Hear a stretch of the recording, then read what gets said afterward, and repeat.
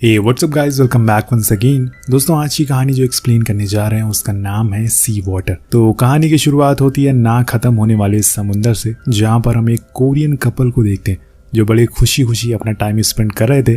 वो बड़े मज़े से फिशिंग कर रहे थे, लेकिन तभी उनकी बोट के नीचे एक वाइट शार्क आ जाती है। लेकिन इतने में वो शार्क आदमी को घसीट कर ले जाती है, जिसके चक्कर में वो बोट भी पलट जाती है और वो लेडी भी गिर जाती है। वो बोट पर चढ़ने की कोशिश करती है, उसे लगता है कि वो बच गई, लेकिन तभी वो शार्क दोबारा आती है और उसे भी अंदर ले जाती है। जिसके बाद होना क्या था, उस एरिया के आसपास का पूरा पानी लाल हो जाता है और चारों ओर सन्नाटा छा जाता है। तो कुछ इस तरह से होता है इस कहानी का एंट्रो, जिससे कि आप समझ गए होंगे कि असल में ये कहानी कितनी खतरनाक होने वाली है। वहीं दूसरी तरफ हम यूली नाम की लड़की को देखते हैं, जो उसी बीच से अपनी सर्फिंग बोट लेके निकल जाती है। सर्फ करने के लिए वो बहुत ही बेहतरीन तरीके से बड़ी बड़ी लहरों के ऊपर सर्फ करती है, जिससे कि हमें पता चल पाता है कि यूली एक माहिर सर्फर है।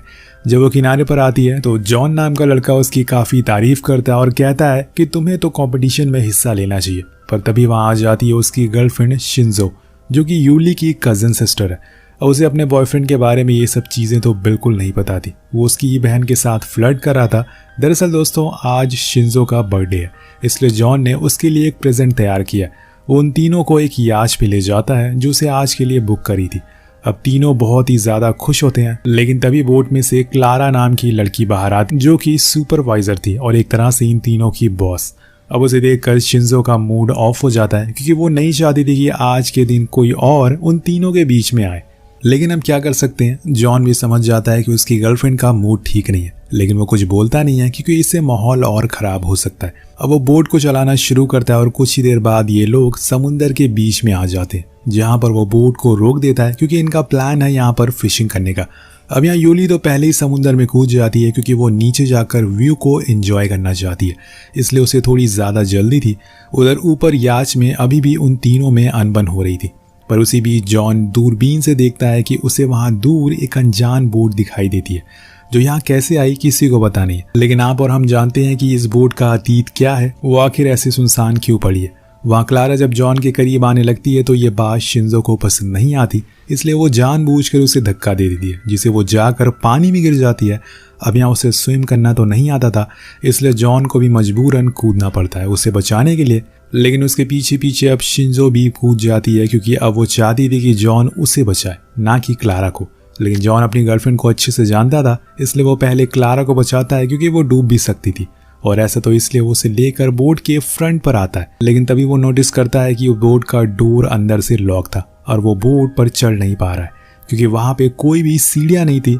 और इसी बीच यूली भी पानी की सतह पर आ जाती है। वो अपनी बहन को लेकर बोट के फ्रंट पर आ जाती है, लेकिन यहाँ पानी के नीचे कुछ हलचल देखते हैं, जो कुछ और नहीं बल्कि वही है, जी हाँ, ये असल में वही वाइट शार्क है। इसलिए वो तेजी से आकर सबसे पहले क्लारा को पकड़ लेती है और उसी समय पानी पूरा लाल हो जाता है, जिससे कि सभी डर जाते हैं और इधर उधर भागना शुरू कर देते हैं।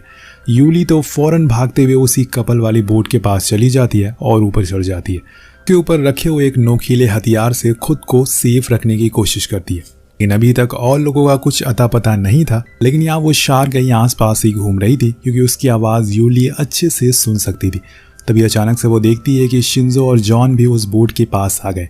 वो उन्हें हाथ देती है और जल्दी से ऊपर खींच लेती है। लेकिन यहाँ शिंजो के पैर में शार्क ने काट लिया था, जिससे कि लगातार खून बहता जा रहा था। और ये देखकर शिंजो तो बेहोशी हो जाती है, पर जॉन फौरन अपनी टी शर्ट में से एक कपड़ा फाड़ कर उसके ऊपर बांध देता है, जिससे कि खून थोड़ी देर रुक सके। लेकिन अब इन्हें जल्दी से अपनी याच तक पहुंचना होगा, क्योंकि ये बोट तो बहुत ही छोटी है और वो शार्क किसी भी समय इसे पलट सकती है। लेकिन इसके सामने एक मुसीबत है, और वो ये है कि इस बोट का एंकर नीचे किसी पत्थर पर अटका हुआ है, जिसकी वजह से ना तो ये आगे बढ़ रही है और ना ही पीछे। इसलिए किसी को नीचे जाना होगा और उस एंकर को हटाना पड़ेगा, तभी ये बोट आगे बढ़ पाएगी। अब यहाँ सबसे अच्छी डाइविंग तो यूली को ही आती है, इसलिए वो तैयार हो जाती है नीचे जाने के लिए। लेकिन ये खतरे से खाली नहीं था, क्योंकि वो शार्क इनकी फिराक में ही बैठी हुई है और उसने अब शिंजो के खून को भी स्मेल कर लिया, जिससे कि वो चौकन्ना हो गई है। लेकिन वो फिर भी नीचे जाती है और कुछ ही देर बाद उसे वो रस्सी मिल जाती है जो एंकर से जुड़ी हुई थी, जिसकी मदद से वो उसे बाहर निकाल देती है। लेकिन जब उसकी बारी ऊपर आने की होती है तभी वो शार्क फिर से उनकी तरफ आना शुरू हो जाती है और ऊपर जॉन तो चौकन्ना हो चुका था।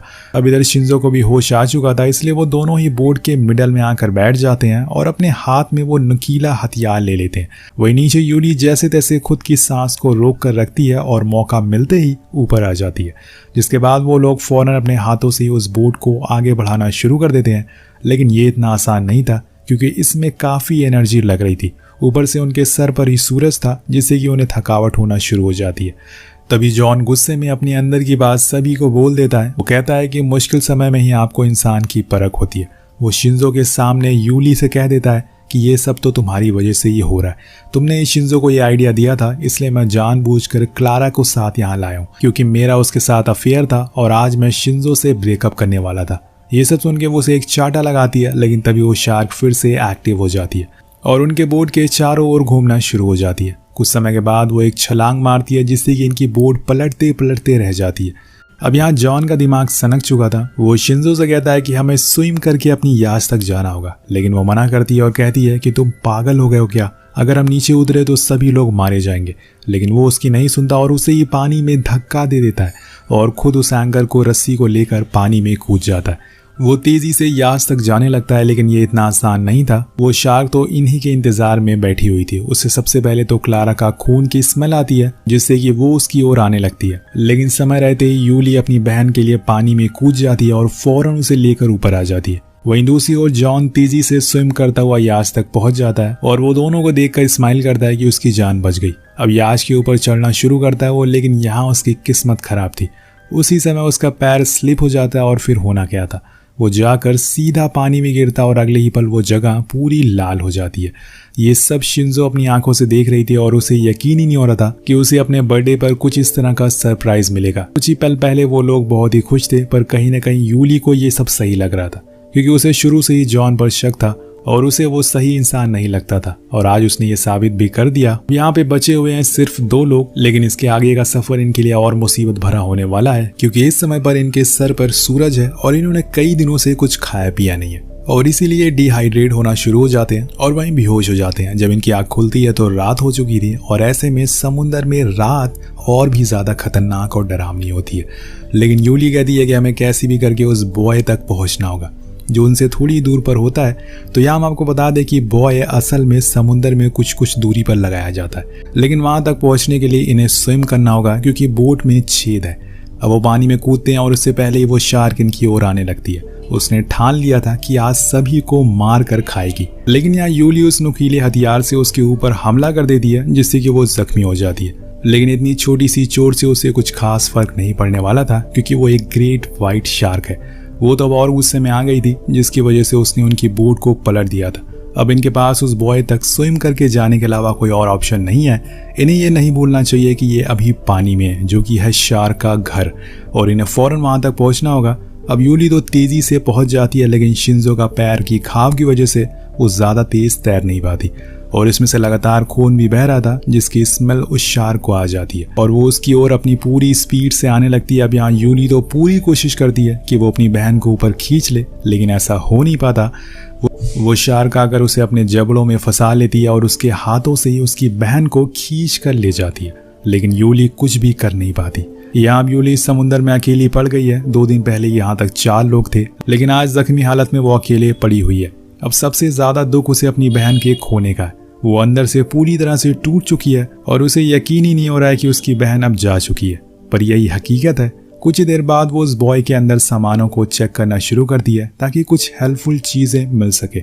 उसमें से उसे एक पानी की बोतल और कुछ फ्लेयर मिलते हैं और साथ में पेट्रोल भी।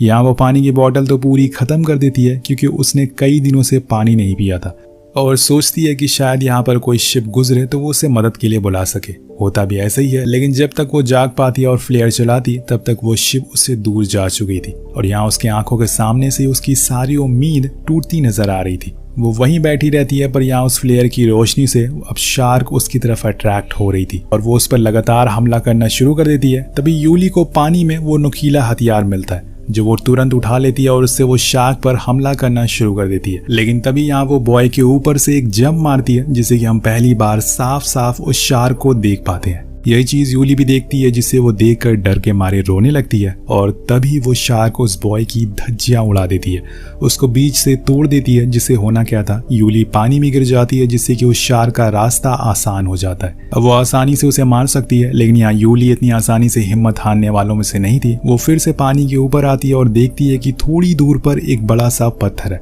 तो वो उसकी तरफ स्विम करना शुरू कर देती है। लेकिन वो शार्क उसके पीछे ही थी। वो समय रहते उस पत्थर पर चढ़ जाती, वरना उसने अपने जॉ पूरा खोल लिया था और उसे अंदर लेने के लिए।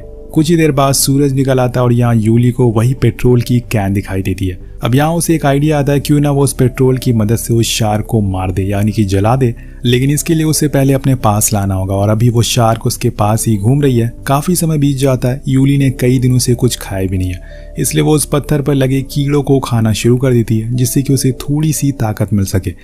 तभी वो देखती है कि वो शार्क अब दूर जा चुकी है, इसलिए वो तुरंत जाकर वो कैन ले आती है और चट्टान पर बैठ जाती है। लेकिन वो शार्क बहुत ही चालाक थी, वो सामने से वार ना करके बल्कि पीछे से करती है, जिससे कि यूली डर के मारे पानी में गिर जाती है और वो कैन भी उसके हाथों से छूट जाता है।